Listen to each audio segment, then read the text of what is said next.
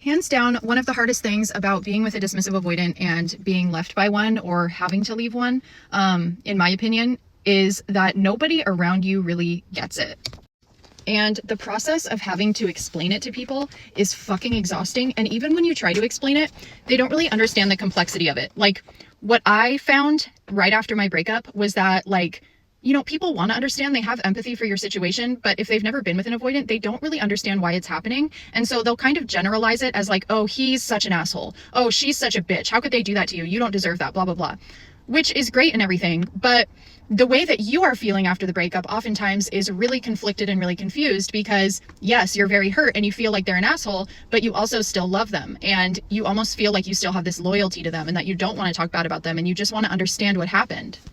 I remember on like day 3, it was nighttime and I was driving around and I had tried to go to an AA meeting and I just drove away from the parking lot because I couldn't do it. And I remember on the way home just practically hallucinating and calling my mom and just sobbing and being like, I've never been in this much pain. I've never felt this way in my whole life, ever, ever, ever. I am in so much pain.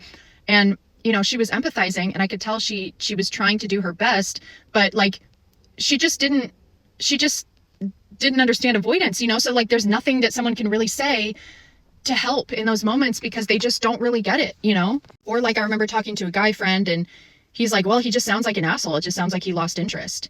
And I'm like, you don't get it. And then I have to explain the whole thing and explain every complex thing that happened in the relationship and why dismissive avoidants do what they do. And it's just so fucking exhausting. And all you want is to just be able to talk to someone. And I wish that I had had that after this breakup happened because I was kind of forced to like find all this information out on my own. And it was amazing to find the Reddit thread that I found. That was the first thing I found talking about dismissive avoidance. And I was so grateful for that. But I don't know, it's just a lonely process, having to put everything together yourself. So with all that said, if anyone wants to book a session, I have been taking clients and using the Marco Polo app to do it. It's actually really kind of cool. I think it's a better way of doing it, to be honest, because number one, there's less pressure. It's like texting, except with video. You don't even have to show your face if you don't want to, but you can kind of think of everything you want to say.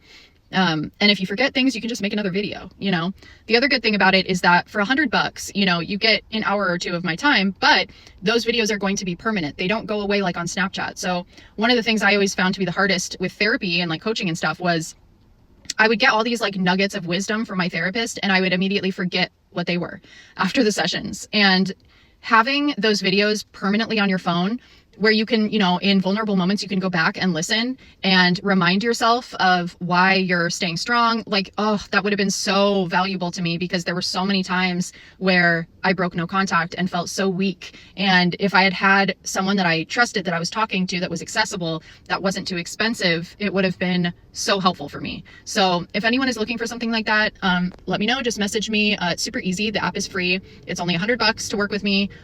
You can get all your questions answered. Everyone's experience is so unique. Everyone has their own experience.